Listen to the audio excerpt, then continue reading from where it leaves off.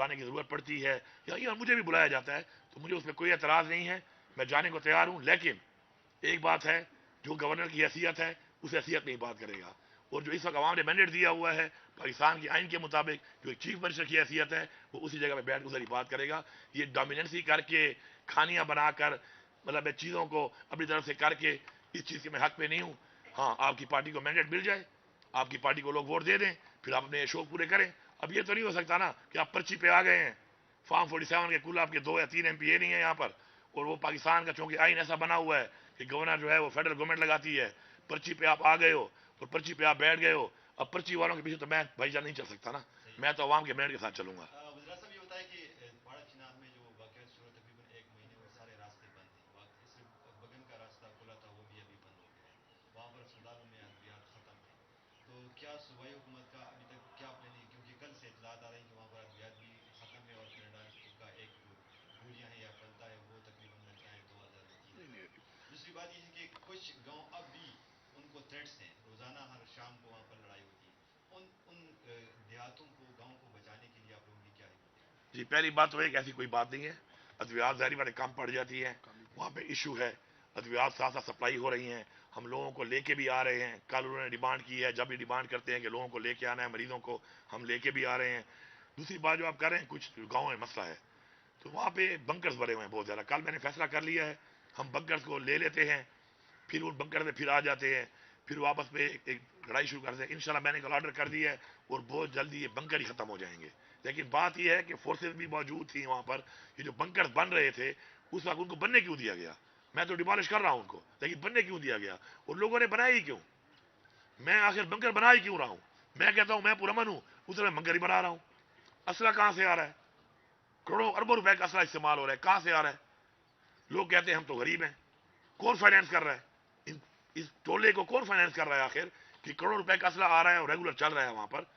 تو بات یہ ہے کہ روڈ کے لیے بھی ہم انشاءاللہ ابھی ہم نے پورا پکٹ زون بنا رہے ہیں، پورے کیمرے لگا رہے ہیں. لیکن ایک ایسا ایریا ہے اور جو ایلیمنٹ ہے اس وقت نمبرنگ کا کہ یار میرے کتنے مارے اور میں نے تمہارے کتنے مارے، جب تک نفرت ختم نہیں کیا جائے گا یہ مسئلہ حل نہیں ہوگا. یہ دہشت گردی کا مسئلہ نہیں ہے، یہ اندر ایک فرقہ واریت کے اندر ایک نفرت کے ایلیمنٹ میں جو کچھ لوگ استعمال ہو رہے ہیں. آئی ریپیٹ، یہ استعمال ہو رہے ہیں، یہ فائنینس ہو رہے ہیں. اور انشاءاللہ اس تک بھی ہم پہنچنے کی پوری کوشش کر رہے ہیں. وہاں پہ آرمی بھی موجود ہے، آرمی بھی وہاں پہ قربانی دے رہی ہے، ہماری پولیس دے رہی ہے، ہماری ایف سی دے رہی ہے. ابھی 2 پلاٹون ایف سی کے مزید بھیج رہے ہیں. ہم اسٹرینتھن کر رہے ہیں چیزوں کو. لیکن اس کو دہشت گردی نہیں کہا جا سکتا. اس کو وہی فرقہ واریت والی نفرت پیدا کر کے جو بھی ایلیمنٹس ہیں جو اس پہ کردار ادا کر رہے ہیں، فائنینسنگ کر رہے ہیں، اور نیچے جو کچھ لوگ انوالو ہیں، انشاءاللہ ابھی جرگا یہی فیصلہ کر چکا ہے کہ ایسے لوگوں کو آئیڈینٹیفائی کریں گے، ان کے نام بتائیں گے اور ان کو ہم برابر کریں گے. کیونکہ ہمارا ایک اصول ہے کہ اگر ایک بندہ اپنی اصلاح نہیں کرتا تو اس کو پھر دب کے سزا ملے گی. سزا کے لیے تیار رہے وہ. Thank you. جی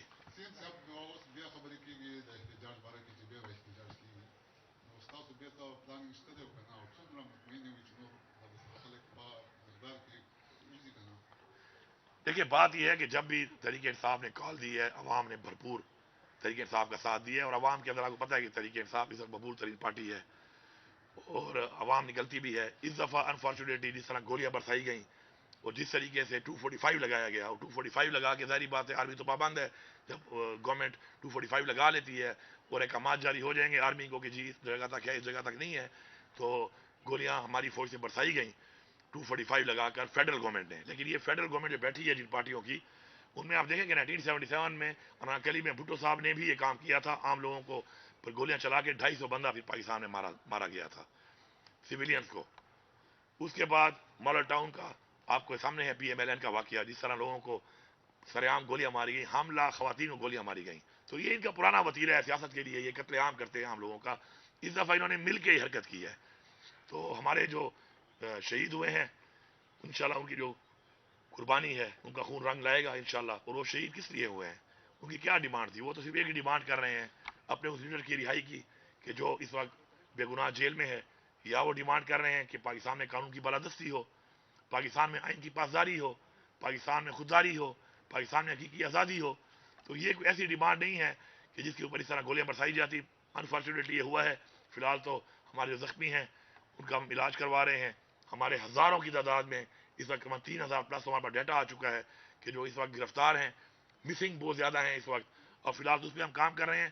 اور اگر کوئی کال ایسی جانچ کی آئے گی تو آپ کو پتہ ہے چونکہ عمران خان صاحب ہی ہماری کوئی بھی چیز ہو تو اختیار ان کے پاس ہے، تو آئے گی تو انشاءاللہ ہم ہر دم تیار ہیں. لیکن میں ایک بات کہتا ہوں کہ نہتے لوگوں پر اس طرح کی کارروائی کرنا ایک ظلم ہے. یہاں پر بھی انہوں نے کی، فیڈرل گورنمنٹ نے کی.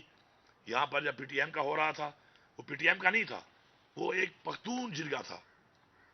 اس کے اوپر جو ہوا فیڈرل گورنمنٹ کے آرڈر پہ ہوا، نقصان ہوا، لوگ شہید ہوئے. پھر کیا ہوا؟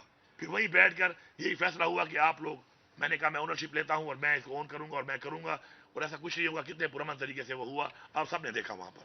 تو اس طرح طریقے سے اگر کوئی جاتا ہے اور اس کو آپ اس طرح گولیاں مارتے ہیں، تو میں ان کو یہ بتانا چاہتا ہوں اس گورنمنٹ کو کہ اس طرح آپ سویلینز کو مار کے انٹرنیشنلی بھی اپنے آپ کو بدنام کر رہے ہیں، اس ملک کو بدنام کر رہے ہیں، اپنی ڈیموکریسی کو بدنام کر رہے ہیں، اور ساتھ ساتھ ان فیملیز کی جو بدوائیں آپ لے رہے ہیں، آئیں آپ لے رہے ہیں، تو آپ کے بھی بچے ہیں. میں نہیں چاہتا کسی کی آہ لگ کر کسی کے بچے کے ساتھ ایسا ہو. Thank you.